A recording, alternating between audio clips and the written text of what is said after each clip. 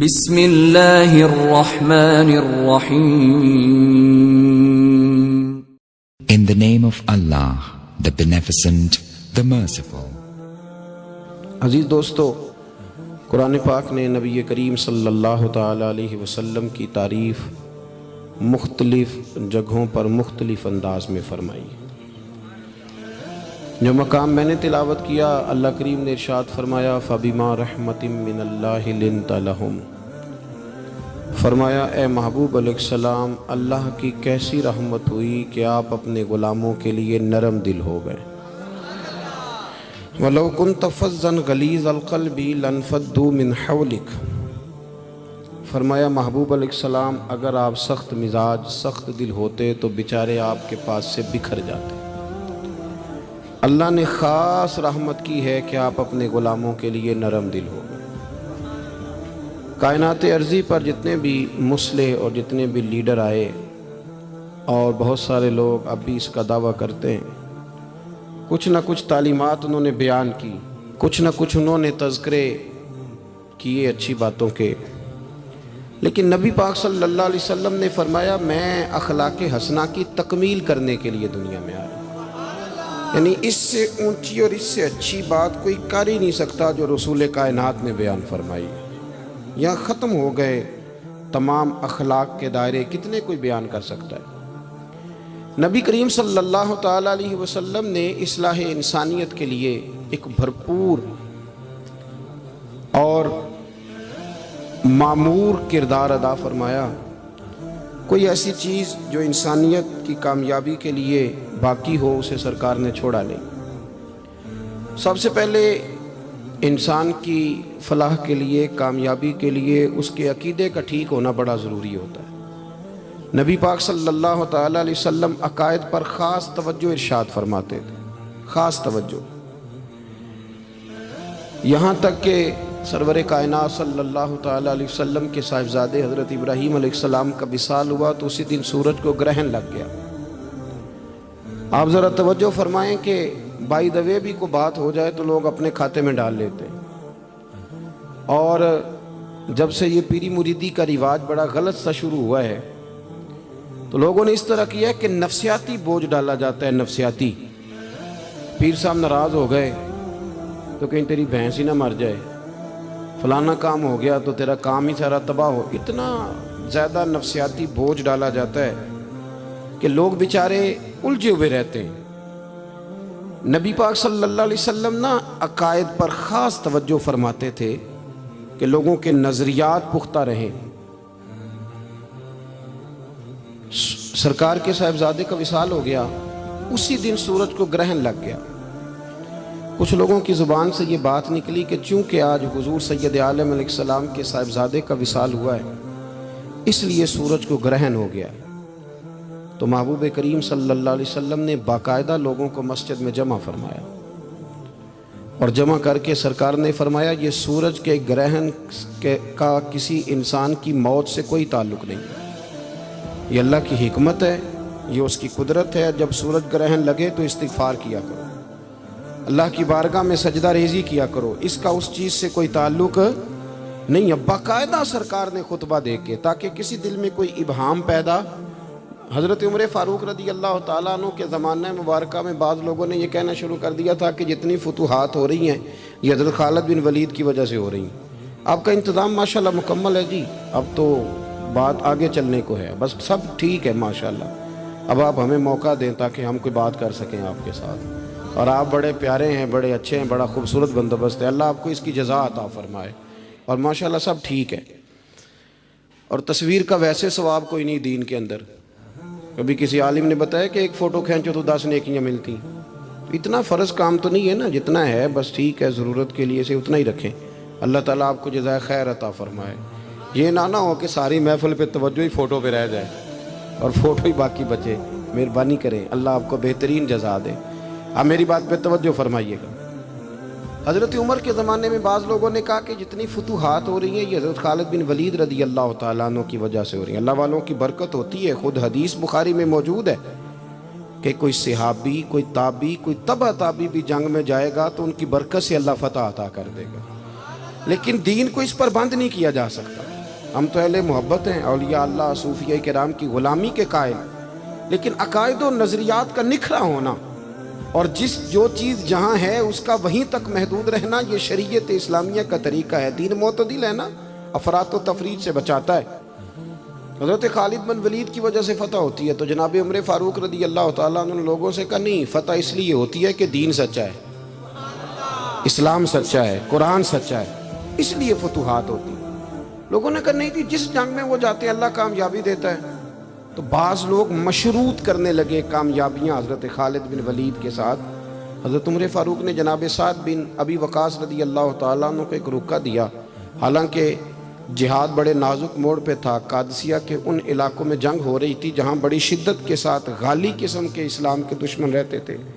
آپ نے ایک رکا دے کے بھیجا، فرمایا خالد بن ولید سے کہو کہ آج کے بعد تم سپہ سالار نہیں ہو، اگر ایک معمولی سپاہی بن کے لڑنا چاہو تو لڑو، ورنہ واپس مدینے آ جاؤ۔ ہمارے ملک کے اندر اس طرح ہوتا ہے کہ 2-3 اوپر والے لوگوں کو چھوڑ کے اگر نیچے والا کوئی آدمی اوپر لا کے بٹھا دیا جائے تو وہ جو پیچھے والے ہوتے ہیں وہ ریزائن کر جاتے ہیں۔ وہ کہتے ہیں جو ہمیں سلوٹ مارا کرتا تھا اس کو سلوٹ مارنا ہمارے پاس کی بات ہے، وہ لوگ چھوڑ جاتے ہیں، اور تاریخ یوں ہی چلتی ہے۔ حضرت خالد بن ولید رضی اللہ تعالیٰ عنہ کے پاس جناب سعد بن ابی وقاص رضی اللہ تعالیٰ عنہ وہ پیغام لے کر کے پہنچے، کہ امیر المومنین نے آپ کے نام یہ پیغام دیا ہے۔ حضرت خالد بن ولید نے رکا پڑھا، خط پڑھا تو اس پہ لکھا تھا کہ جناب اگر آپ ایک معمولی سپاہی کی حیثیت سے لڑنا چاہیں تو جہاد میں رہیں، اور اگر ایسا نہیں ہے تو پھر آپ واپس آ جائیں۔ اب ایک آدمی چیف آف آرمی سٹاف ہو اور اسے کور کمانڈر کے درجے پہ کیا بالکل ایک معمولی آپ سپاہی کہہ دیں، اس کے لیے بڑا مشکل ہوتا ہے، لیکن تب ہوتا ہے جب مقصود کچھ اور ہو، اور اگر مقصود اللہ رسول کی رضا ہو۔ جب وہ خط پڑھا گیا تو لوگ کہتے ہیں ہمارا ذہن یہ تھا کہ حضرت خالد بن ولید رضی اللہ تعالیٰ عنہ فوراً مدینے چلے جائیں گے، اب وہ لڑیں گے نہیں۔ لیکن حضرت خالد بن ولید نے خط پڑھا تو سیدنا سعد بن ابی وقاص کہنے لگے اب آپ کا ارادہ کیا ہے؟ فرمایا یہ آپ کمان پکڑیں، سپہ سالار آپ ہیں۔ تو فرمایا آپ کا کیا فیصلہ ہے؟ فرمانے لگے فیصلہ کچھ بھی نہیں، میں ایک معمولی سپاہی کی حیثیت سے میدان میں رہوں گا اور میں لڑوں گا اور میں جہاد کروں گا، اس لیے کہ میں جو جہاد کر رہا تھا وہ سپہ سالار ہونے کی وجہ سے نہیں کر رہا تھا، محمد عربی کا غلام ہونے کی وجہ سے کر رہا تھا، اور وہ حیثیت میری کو چھین نہیں سکتا، وہ میرے پاس موجود ہے۔ اب ایک نیا رخ اختیار کیا صحابہ کرام کے اس وزن نے، عقائد بڑے مضبوط رکھے۔ وہ اعلیٰ حضرت بریلوی رحمۃ اللہ تعالیٰ علیہ باہر کھڑے تھے، دروازے پہ تو ایک شخص آ گیا مانگنے والا۔ اس نے کہا اعلیٰ حضرت فاضل بریلوی رحمۃ اللہ علیہ سے کہ یہاں تو آپ 10 روپے دیں ورنہ میں آپ کا مکان الٹ دوں گا۔ تو اعلیٰ حضرت فرمانے لگے تو 10 کے 20 مانگ پر مکان الٹنے والی بات غیر شرعی ہے، تو بلیک میل کر کے خیرات لینے آیا ہے، یہ کیا طریقہ ہوا؟ 10 کے 20 کہنے لگا جی میں نے الٹ دینی ہے۔ اس کے ساتھ ابھی گفتگو ہو رہی تھی کہ اعلیٰ حضرت کے چھوٹے صاحبزادے چھت پہ گھیل رہے تھے، حضور مفتی اعظم ہند مولانا مصطفیٰ رضا خان صاحب، ہم شبیہ غوث اعظم، اتنا بڑا درجہ اللہ نے دیا، 1.25 کروڑ آدمی ان کے دست مبارک پر بیعت تھا، اور بیعت ہونے والوں میں بڑے بڑے محدثین اور مفسرین شامل تھے۔ وہ چھوٹے تھے، ابھی 4-5 سال عمر تھی، تو دوسرے منزل کی اوپر والی چھت پہ کھیل رہے تھے۔ جب کہا نا کہ میں نہیں تجھے پیسے دیتا، تو شہزادے کا پاؤں وہاں سے پھسلا اور وہ اندر گر گئے۔ اب دوسری منزل سے گرے ہیں اور چھوٹے بچے گزرے ہیں۔ فاضل بریلوی رحمۃ اللہ علیہ کی والدہ موجود تھی، کہنے لگی احمد رضا تمہیں کہا تو فقیروں سے نہ الجھو، دیکھا نا بچہ گر گیا ہے۔ تو بچہ سرکار کا اپنا فرمان موجود ہے کہ اولاد آدمی کو بزدل کر دیتی، لیکن اعلیٰ حضرت فاضل بریلوی فرمانے لگے اماں میرا بیٹا گر گیا ہے، میں تو اندر بھی نہیں آیا اسے دیکھنے، یہ میرا ایک پتر ہے، میرا 1000 بھی ہو تو میں نبی پاک کی شریعت پہ قربان کر دوں گا، پر میں اس کی غلط بات ماننے کو تیار ہے۔ یہ لفظ آپ کی زبان سے نکلے تو شہزادے دوڑے ہوئے آئے، عرض کی ابا جی میں اوپر والی چھت سے گرا ہوں، میرے تو کپڑوں کو مٹی بھی کوئی نہیں لگی۔ عقائد کی مضبوطی حسن ہے، اس حسن کو قائم رکھیں۔ فلاح کے لیے سب سے ضروری یہ ہے کہ آپ کا کوئی نظریہ تو ہو۔ یہ کیا بات ہوئی کہ رسیوں سے ڈرنا، ہر چوتھے آدمی کو کالا جادو ہو گیا، ہر پانچواں آدمی آ کے کہتا ہے، اور بڑا کام چل رہا ہے عاملوں کا، انہوں نے تو اپنے بورڈ پہ وہ بیماریاں لکھوا دی ہیں جو ابھی پیدا بھی نہیں ہوئی، ان کا بھی وہ علاج کراتے ہیں۔ خدا کا خوف کریں, اتنا تو نہیں جادو آسان کہ سبھی کو ہو گیا ہے. تو اب وہ فقیر صاحب جو تھے وہ پہلے تو بڑے مطمئن تھے کہ بچہ گر گیا ہے, چلو تکا لگ گیا ہے, لیکن اب جب شہزادے دوڑے آئے تو وہ پریشان ہوئے. فاضل بریلوی کو اللہ نے بڑی شان عطا فرمائی. اعلیٰ حضرت رحمۃ اللہ علیہ فرمانے لگے تم کہتا تھا مکان الٹ دوں گا. یہ بعض لوگ جو ہوتے ہیں یہ پورا قرآن و سنت پڑھنے والے بندے کو ایسے ہی سمجھتے ہیں, ایسے ہی سمجھتے ہیں. حد ہو گئی ہے بھائی. کہتے تیرے سینے میں کیا, جس کے سینے میں پورا قرآن ہے اگر اس کا ہی سینہ خالی ہے تو پھر بھرا ہوا کس کا ہے؟ جو رسول اللہ صلی اللہ علیہ وسلم کی حدیث پڑھنے پڑھانے والا ہے اگر اس کے اندر ہی شے کوئی نہیں تو شے پھر آئے گی کہاں سے؟ سنو اور یاد رکھنا, اعلیٰ حضرت نے جوتا الٹا اور میں تو کہتا تھا مکان الٹ دوں گا, تیرے اندر طاقت ہے تو میرا جوتا سیدھا کر کے دکھا. آئٹ سٹ تے پکھڑا کوار گندل اسی اور بھی بوٹیاں جاننے ہیں, یہ کرنا سیدھا تیرا پتہ چلے, تیری فقیری کی سمجھ آئے کہ تو کتنا بڑا فقیر ہے. اس نے پورا زور لگایا پر جوتا سیدھا کر سکا. کیسے آقاؤں کا بندہ ہوں رضا, بول بالے میری سرکاروں. اب اعلیٰ حضرت رحمۃ اللہ علیہ نے جوتا خود سیدھا کیا اور جیب سے 10 روپے نکالے. فرمایا یہ پیسے لے جا, پر آج کے بعد جس سے مانگنا پر اپنا فقر دکھا کے مانگنا, کسی کو بلیک میل نہ کرنا, اس لیے کہ ہم مسلمان ہیں. ہمارا سب سے پہلا بھروسہ اپنے رب کی ذات پہ. اپنی زندگی کے اندر پہلے سب سے مضبوط نظریات. یار ابھی تک لوگ یہ کہہ رہے ہیں کہ بلی رستہ کاٹ جائے تو کام نہیں چلتا. لو بلی نے بھی تو سڑک سے گزرنا ہی ہے نا, وہ کدھر جائے گی بیچاری. یعنی ابھی تک لوگ کہتے ہیں کہ وہ سویرے میں نے خواب دیکھ لیا تو پتہ نہیں اب کیا بنے گا. بھائی آپ عجیب آدمی. وہ جی رات میں نے ڈراؤنا خواب دیکھا ہے, پیر صاحب کیا کریں؟ تو میں کہتا ہوں ڈرونی باتیں نہ سوچا کرو. آپ اگر دن میں کار چلائیں گے تو رات کو خواب میں بھی کار ہی آئے گی. یہ بالکل پکی بات ہے.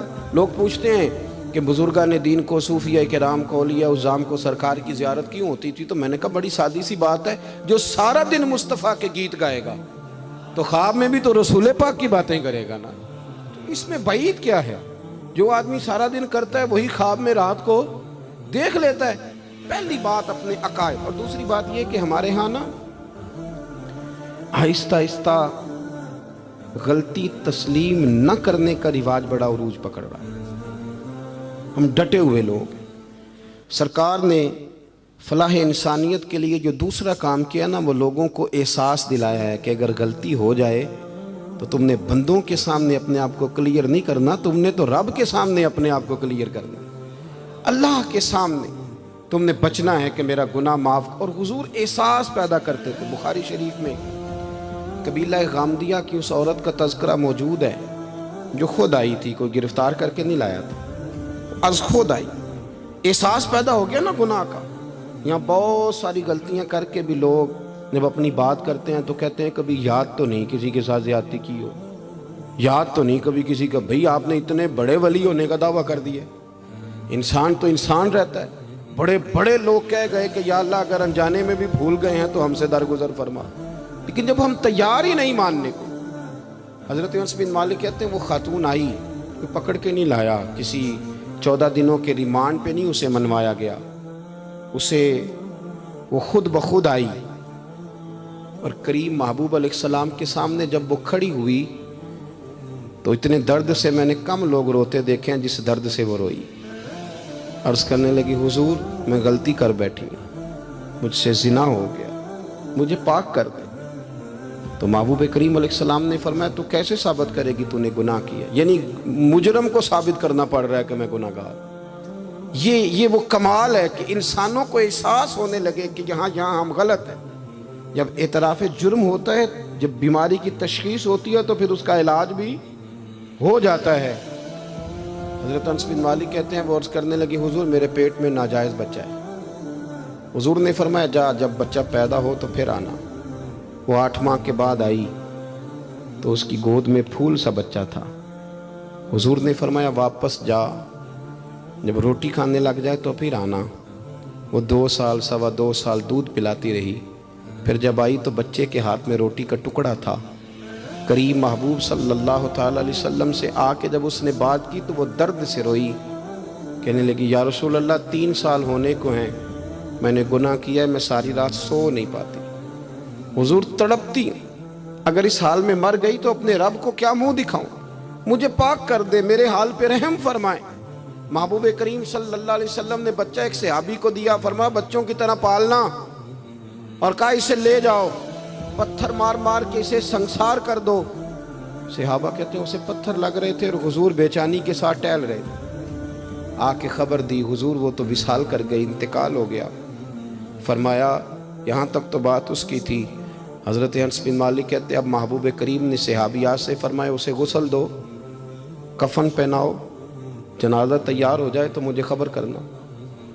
حضرت انس بن مالک کہتے ہیں غسل ہوا، کفن ہوا، جنازہ تیار ہوا تو حیران ہم تب ہوئے جب میرے محبوب نے فرمایا صفیں بناؤ، میں خود جنازہ پڑھاؤں گا، میں خود جنازہ پڑھاؤں گا۔ اور سرکار نے جنازہ پڑھایا تو ایک شخص کی زبان سے نکلا حضور اس ملعون کا معاذ اللہ جنازہ جس نے ناجائز بچہ جنا، اس کے لیے آپ دعا کر رہے ہیں، جنازہ پڑھا۔ حضور فرمانے لگے خاموش ہو جاؤ، تم نے گناہ دیکھا ہے اس کا احساس نہیں دیکھا، تم نے غلطی دیکھی ہے لیکن اس کی توبہ کا انداز نہیں دیکھا۔ اور صاحب کنز العمال نے یہ لفظ نقل کیے ہیں کہ کریم محبوب فرمانے لگے اس نے تو ایسی شاندار توبہ کی ہے کہ اگر میں اپنی ساری امت میں بانٹ دوں تو اللہ سب کی مغفرت فرما دے گا۔ احساس جب پیدا ہو جاتا ہے نا اپنے دل کے اندر کہ یہاں میں غلط ہوں، ان العبد اذا اعترف ثم تاب تاب اللہ علیہ، او کما قال نبی صلی اللہ علیہ وسلم، رواہ مشکات۔ حضور نے فرمایا جب کوئی بندہ کہتا ہے نا اللہ میں بھول گیا تھا، اور پھر وہ توبہ کرتا ہے تو رب اس کی توبہ کو فوراً ہی قبول فرما لیتا ہے۔ پہلی بات یہ کہ عقائد کو مضبوط رکھیں، مضبوط عقائد۔ اور یہ جو آج کل ایک اور ماحول چل رہا ہے، کوئی تھوڑا ادھر کوئی تھوڑا ادھر، عقائد وہی درست ہیں جن کی تشریح شیخ عبدالحق محدث دہلوی نے فرمائی، عقائد وہی درست ہیں جن کی بابت حضرت مجدد الفسانی لکھ گئے، اور ان سب کو اگر کھلا کر کے بیان کیا تو امام احمد رضا فاضل بریلوی نے بیان کیا۔ انہی بزرگوں کی باتوں کو کھول کر ہمارے سامنے رکھا۔ مضبوط عقائد کی زندگی گزاریں۔ اور دوسری بات، اگر کبھی کوئی غلطی ہو جائے پھر اس کا احساس پیدا کریں، پھر اس سے توبہ کریں۔ تیسری بات جو فلاح انسانیت کے لیے بڑی ضروری ہے وہ یہ ہے کہ تھوڑا احساس پیدا کریں دوسروں کا۔ میری زندگی میری ذات سے شروع ہوتی ہے، میری ذات سے، میرے سے ہنس کے بولو، میری بات مانو، میرے پیچھے چلو، میرے آرام میں خلل نہ آئے، میری طبیعت کے مطابق۔ بھئی آپ کی طبیعت کے مطابق چلیں تو پھر تو آپ بہت بڑے خود غرض ہوئے کہ آپ نے صرف اپنے لیے سوچا۔ محبوب کریم کا کمال یہ تھا کہ حضور نہ دوسروں کا بڑا احساس فرماتے تھے۔ آپ بخاری مسلم کی وہ حدیث پڑھیں تو حیران ہو جائیں کہ سرکار فرماتے ہیں میں جب نماز کی نیت باندھتا ہوں تو میرا دل کرتا ہے میں لمبی نماز پڑھاؤں۔ جب میرا کسی کام کرنے کو دل کرے تو پھر میں ساری دنیا کچلنی پڑے تو میں کر جاتا ہوں، لیکن حضور فرمانے لگے کہ میرا دل کرتا ہے میں لمبی نماز پڑھاؤں، لیکن پھر میرا خیال آتا ہے کہ پیچھے بوڑھے بھی ہیں، بیمار بھی ہیں، بچے بھی ہیں۔ یا رسول اللہ نماز اللہ کی اور خیال بندوں کا؟ فرمایا میں بوڑھوں، بیماروں اور بچوں کا خیال کرتے ہوئے اللہ کی نماز کو مختصر کر دیتا ہوں۔ احساس جب طبیعت ہمارے ہاں نا تیزی کے ساتھ احساس ختم ہوا ہے، تیزی کے ساتھ ہم نے اتنی نفی شروع کی۔ ہمارے تو اہل تصوف میں اللہ ماشاءاللہ اب تربیت کا طریقہ یہ ہے کہ صرف میں ہوں، میرے سوا کوئی بھی نہیں۔ حالانکہ طریقت تو اس کا نام تھا کہ میں نہیں باقی سارے ہی نہیں۔ وہ تو دوسرے کا اثبات کر کے اپنی نفی کرتے تھے، اور یہاں بار بار اپنا اثبات۔ احساس جب پیدا ہوتا ہے، احساس، پھر اس کے اندر توانائی آتی ہے، پھر انسان اپنے لیے نہیں دوسروں کے لیے جینے میں بھی خوشی محسوس کرتا ہے۔ پھر وہ محسوس کرتا ہے کہ میں کوئی ایسا درخت نہیں کہ جس کی نہ شاخیں ہوں نہ پتے ہوں، پھر وہ کہتا ہے میں درخت ہوں پر شجرے سایہ دار ہوں۔ کوئی آئے گا تو پھل بھی کھائے گا، کوئی آئے گا تو چھاؤں میں بھی بیٹھے گا، کوئی آئے گا تو اسے خیر بھی نصیب ہو۔ طبقات ابن سعد میں ایک بڑی خوبصورت روایت ہے، حضرت عائشہ صدیقہ رضی اللہ تعالیٰ عنہ فرمانے لگیں کہ ایک دن نبی کریم صلی اللہ علیہ وسلم گھر میں تشریف فرما تھے اور طبیعت مبارک بڑی اشاش بشاش تھی۔ جب کبھی عذاب کی آیات آتی تھی تو غم امت میں پریشان ہو جاتے تھے، اور کبھی رحمت کی آیات آتی تو پھر حضور کا چہرہ پہلے سے بھی زیادہ روشن نظر آتا، پھر اللہ کی رحمت کے حوالے سے اور زیادہ خوشبوئیں دنیا میں پھیل جاتی۔ فرماتی ہیں آج بڑے حشاش بشاش تھے تو مجھے فرمانے لگے عائشہ تیرے ساتھ ایک بات کروں؟ میں نے کہا حضور میرے تو نصیب جاگ گئے، ضرور کریں۔ تو حضور فرمانے لگے تم کبھی مجھ سے بڑی راضی ہوتی اور کبھی کبھی نہ کسی اور اہلیہ کے پاس زیادہ وقت گزاروں تو دل میں بات بھی رکھ لیتی ہو۔ حضرت عائشہ کہتی ہے میں نے فوراً عرض کی حضور میری ماں مجھے روئے، میں اور آپ سے ناراض ہوں گی؟ تو فرمایا چل سن تو لینا پہلے، یہ احساس کی شدت اس کو ملاحظہ فرمائی، میں سن تو صحیح۔ یا رسول اللہ صلی اللہ علیہ وسلم حکم فرمائے۔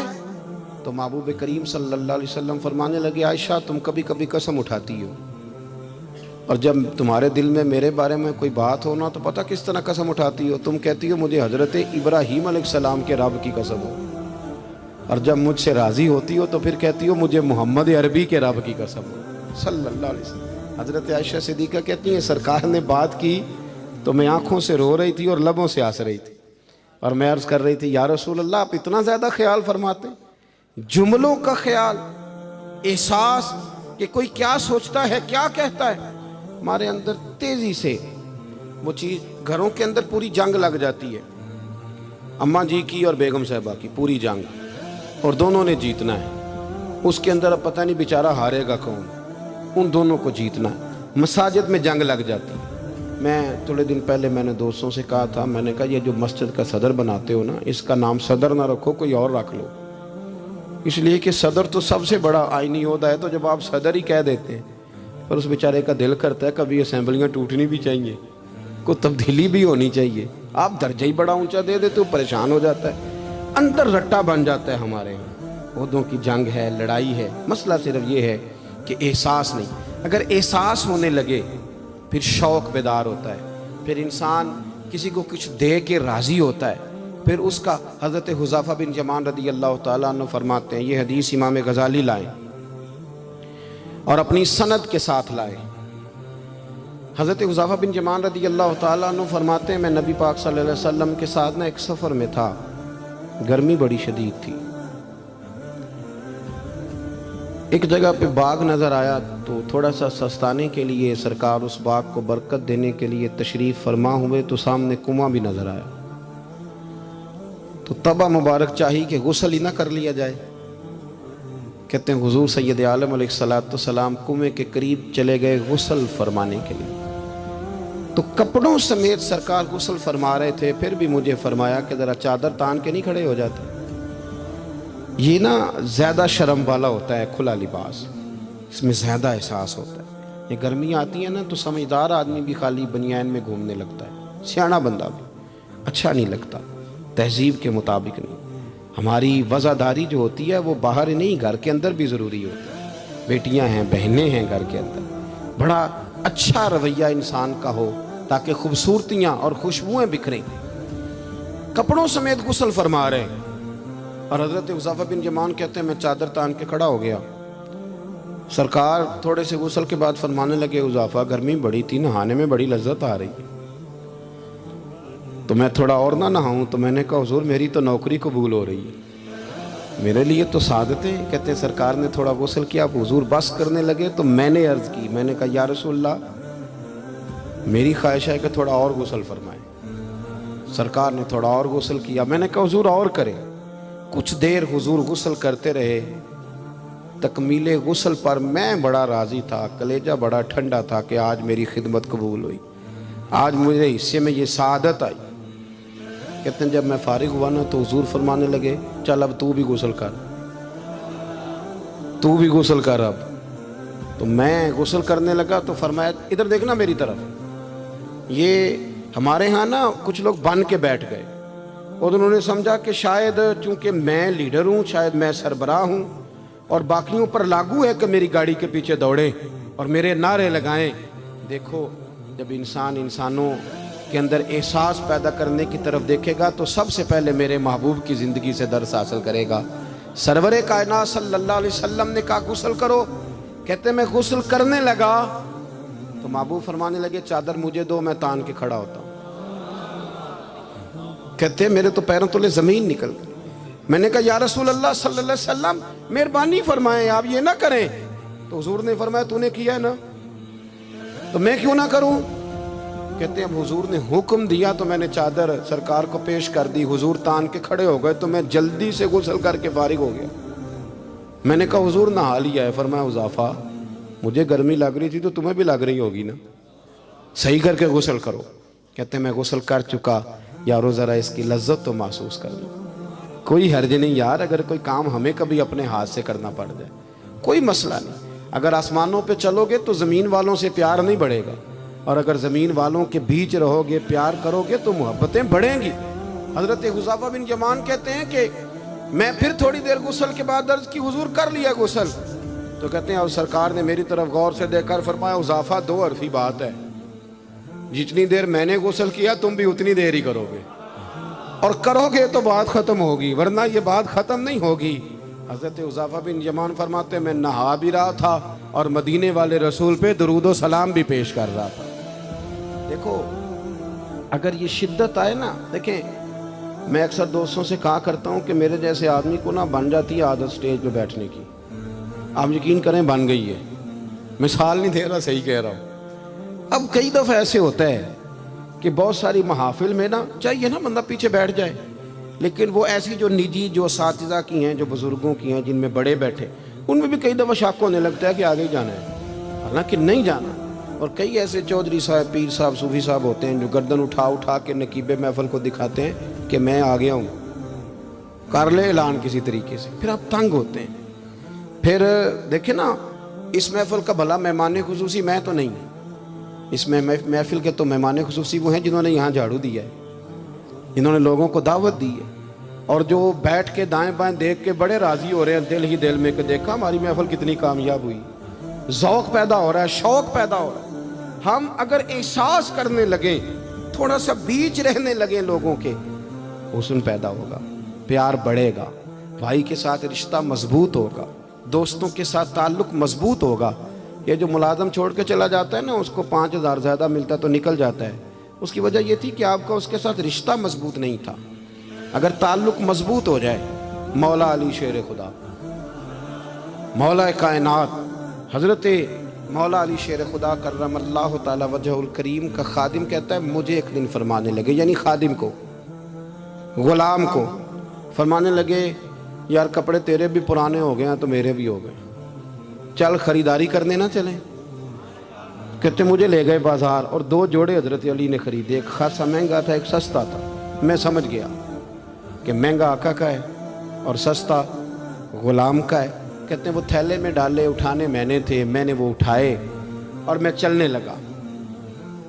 کہتے ہیں جب وہ چوک آیا نا جہاں سے مولا کائنات شیر خدا کرم اللہ تعالی وجہ الکریم نے اپنے حجرہ نور میں جانا تھا اور میں نے اپنے گھر میں جانا تھا، تو حضرت مولا علی شیر خدا فرمانے لگے لا بھی بیٹا میرے والا سوٹ مجھے دے دے۔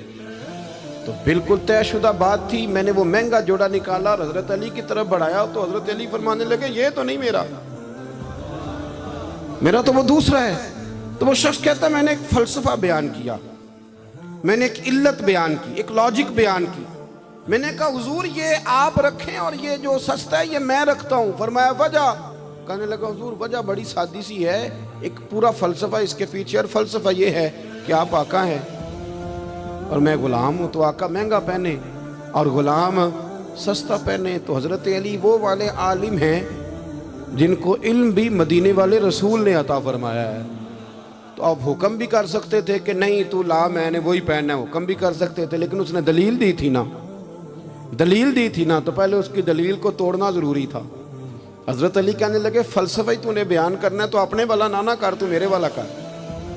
اس نے کہا حضور کیا مانا؟ آپ فرمانے لگے تو کہہ رہا ہے کہ مہنگا جوڑا میں پہنوں گا اور سستا جو ہے وہ تو پہنے گا۔ فرمانے لگے تو نے یہ دلیل بیان کی ہے کہ میں آقا ہوں تو غلام ہے، تو فرمایا تو میرے والی علت لینا۔ حضور وہ کیا؟ آپ فرمانے لگے تو پہن مہنگا اور میں پہنتا ہوں سستا، دلیل یہ ہے کہ تو جوان ہے اور میں بوڑھا ہوں، تو جوانوں کو پہننے چاہیے مہنگے کپڑے، بوڑھوں کا تو سستوں سے بھی گزارا ہو جاتا ہے۔ تو وہ خادم کہتا ہے میں لاجواب ہو گیا، اور پھر وہ قیمتی جوڑا مجھے دے گئے اور سستا جوڑا وہ لے گئے۔ کہتے ہیں شیر خدا تو چلے گئے، لیکن ساری زندگی میں سوچتا رہا کہ کائنات میں دوبارہ ایسے لوگ دنیا میں آئیں گے صحیح، یہ ملیں گے صحیح۔ احساس کی جب شدت ہوتی، اب یقین کریں اس ملک کے اندر دو چیزیں اتنی شدت سے عام ہوئی ہیں، اتنی شدت سے، ایک پروٹوکول، ایک وی آئی پی کلچر۔ ان دونوں چیزوں نے بہت سارے لوگوں کو پیچھے کر دیا۔ اب تو بہت سارے غریب ایسے ہیں جو بیچارے قریب ہی نہیں آتے، وہ کہتے ہیں نہیں میرے والا کام ہی نہیں، وہ پیچھے، وہ شہرت سے بچنے والا پیچھے پیچھے رہتا ہے، اور میرا جی چاہتا ہے ساری غزلیں اس ظالم کے نام کریں۔ کچھ لوگ بیچارے بالکل پیچھے ہو گئے، مایوس ہو گئے۔ وہ کبھی حکومت بدلتی ہے تو ان سے کہا جائے نا حکومت بدل گئی ہے، تو وہ دو حرفی بات کرتے ہیں، کہتے ہیں جو مرضی آ جائے، ہم نے تو محنت کر کے کھانا ہے، صبح کام پہ جائیں گے تو شام کو روٹی کھائیں گے۔ وہ بہت سارے نظام سے، دیکھیں نا یہ سیاسی تبصرے وہ بندہ کرتا ہے جو روٹی پیٹ بھر کے کھاتا ہے، اور جس بیچارے کو پتہ ہے نا کہ جو گھی صبح لایا تھا وہ ختم ہو گیا ہے، اور صبح بچوں نے ناشتے کے لیے جب پراٹھے مانگنے ہیں تو گھی کوئی نہیں، تو وہ پھر سیاسی تبصرے نہیں کرتا، وہ تو تکلیف میں۔ اللہ کے محبوب صلی اللہ علیہ وسلم نے نا احساس کی دولت تقسیم کی تھی۔ مسند امام احمد بن حنبل میں حدیث ہے، حضرت بلال حبشی رضی اللہ تعالیٰ عنہ فرماتے ہیں میں نے عصر کی نماز کی اقامت پڑھ دی تھی، ایک بدو آیا، ایک یہودی کا غلام، کہنے لگا یا رسول اللہ صلی اللہ علیہ وسلم میں بڑی مشکل میں ہوں، اگر آپ میرے ساتھ چلیں، میرا چھوٹا سا کام کر دیں تو میری وہ مشکل آسان ہو جائے گی۔ سیدنا بلال حبشی فرماتے ہیں نبی کریم نے نمازیوں سے فرمایا اقامت ہو چکی تھی، فرمایا تم بیٹھ جاؤ، میں ذرا اس بدو کا کام کر کے آتا، تم ذرا بیٹھو، میں صرف اشارے کرتا ہوں، آپ کو ملے گا کہ حضرت جابر ابن عبداللہ کا قرضہ اتارنا تھا تو سرکار کھیت تک گئے اور باقاعدہ سفارش کی ان کی۔ اب تو لوگ کہتے ہیں نا جب تک وہ خدمت کر رہا ہے تو تب تک وہ خدمت گزار ہے، کہیں الجھ جائے تو کہتے ہیں اس کا ذاتی مسئلہ ہے، اور میں ذاتی معاملات میں مداخلت نہیں کرتا۔ تو میاں جب آپ کے پاس تھا، آپ کا ورکر تھا، تب ذاتی مسئلہ کیوں نہیں تھا؟ اب وہ الجھ گیا ہے تو ذاتی مسئلہ ہے۔ ایک عورت رو رہی تھی تو سرکار سفارش کے لیے اس کے ساتھ نہیں چلے گئے تھے کہ میری مالکن مجھے مارے گی؟ آپ کتب حدیث، کتب سیرت کو پڑھیں، یہی وجہ تھی کہ حضور کے غلاموں میں وہ درد آیا، بڑے زور شور سے آیا۔ امیر المومنین سیدنا فاروق اعظم رضی اللہ تعالیٰ، اس شخص کا آپ جاہ و جلال دیکھیں نا تو کسرا کا بادشاہ کہتا ہے عمر ملنا ہے، تو عمر فرماتے ہیں میرے پاس وقت نہیں، میں نہیں ملتا، مجھے کیا ضرورت ہے کسی کی، یہ جاہ و جلال ہے۔ اور انسانیت کی خدمت کا جذبہ کیا ہے؟ چہرے پہ نقاب اوڑھ کے رات کو گھوم رہے ہیں، سامنے ایک خیمہ نظر آ گیا، سیدنا فاروق اعظم قریب گئے تو ایک آدمی خیمے میں ہے اور بڑی پریشانی میں ہے، اندر سے نکلتا ہے پھر اندر جاتا ہے۔ فرمایا خیریت ہے؟ کہنے لگا بڑی دور سے آیا ہوں، امیر المومنین سے ملنا تھا، رات ہو گئی یہیں، میری بیوی کہ ہاں ولادت ہونی اور وقت قریب آ گیا، وہ تکلیف میں، تو یہیں خیمہ لگا کے میں نے بٹھا لیا ہے۔ تو غلام آپ کون ہیں؟ تو حضرت عمر کہنے لگے تو مجھے چھوڑ میں ابھی آیا۔ گھر گئے حضرت عمر، توجہ ہے میری بات پر؟ بس سمیٹنے لگا ہوں۔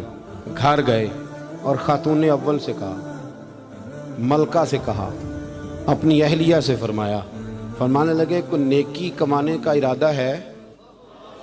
وہ کہنے لگی بڑا ارادہ ہے۔ تو کہنے لگے پھر بچے کی ولادت کے لیے جن چیزوں کی حاجت ہوتی ہے وہ ساتھ لے لو۔ میں آپ کو اس شخص کی بات بتا رہا ہوں جو 24 لاکھ مربع میل کا حکمران ہے، جس کے نعرے سے لوگ کانپ جاتے ہیں، لیکن وہ اصول اپنی جگہ پہ اور انسانوں کا پیار اپنی جگہ پہ۔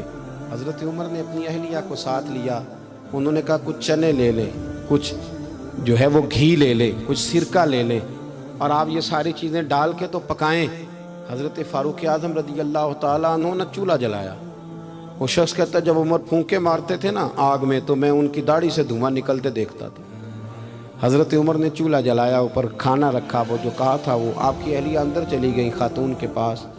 وہ شخص کہتا ہے میں نے 2-3 دفعہ حضرت عمر کو کام بتایا تو میں نے سمجھا کوئی غلام ہے، امیر المومنین نے ڈیوٹی لگائی ہے کہ رات کو مسافروں کا خیال رکھنا، تو میں انہیں کہتا غلام ادھر آ پانی لے کے آ، تو عمر دوڑے آتے، وہ ڈیوٹی کرتے رہے۔ جب بچے کی ولادت ہو گئی تو اندر سے جناب عمر کی اہلیہ بولی، کہنے لگی امیر المومنین مبارک ہو، اللہ نے آپ کے دوست کو بیٹا دیا ہے۔ وہ شخص کہتا ہے میرے ہاتھ میں پیالہ تھا، تھڑام سے گرا، میں نے تو عمر کا جلال سنا ہوا، میں نے کہا آپ امیر المومنین ہیں، آپ عمر ہیں، آپ کیا خیال ہے آپ کا؟ لوگ باتوں سے بڑے ہوتے ہیں، کردار انسان کو بڑا کرتا ہے۔ کردار اسے زندہ رکھتا ہے، کردار اسے جینے کا ڈھب اور حوصلہ دیتا ہے۔ حضرت فاروق اعظم سے کہنے لگے آپ عمر ہیں؟ جناب فاروق اعظم کہنے لگے ہاں میں عمر ہوں، تمہیں ضرورت کی ساری چیزیں میں نے دے دی ہیں، باقی صبح آنا اور جس کام تم آئے ہو وہ بھی کیا جائے گا۔ اس نے پیر پکڑ لیے، امیر المومنین مجھ سے غلطی ہو گئی۔ فرمایا اٹھ میرے سینے سے لگ، تجھ سے غلطی نہیں ہوئی، تیری وجہ سے اللہ نے مجھے نیکی کمانے کی توفیق عطا کر دی ہے۔ اپنی زندگی میں 3-4 چیزوں کا خاص خیال کریں، عقائد مضبوط رکھیں۔ ہمارے اندر کوئی آ جاتی ہیں نا کمزوریاں، انسان ہیں، ان کو دور کرنے کے لیے احساس پیدا کریں۔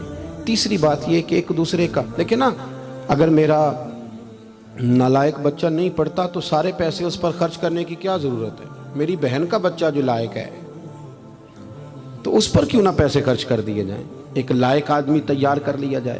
احساس پیدا کریں گے، تھوڑا تھوڑا آگے بڑھیں گے تو آپ دیکھیں گے معاشرے کے اندر کس تیزی کے ساتھ لوگوں کے مسائل میں کمی آتی ہے اور خیر تقسیم ہوتی ہے۔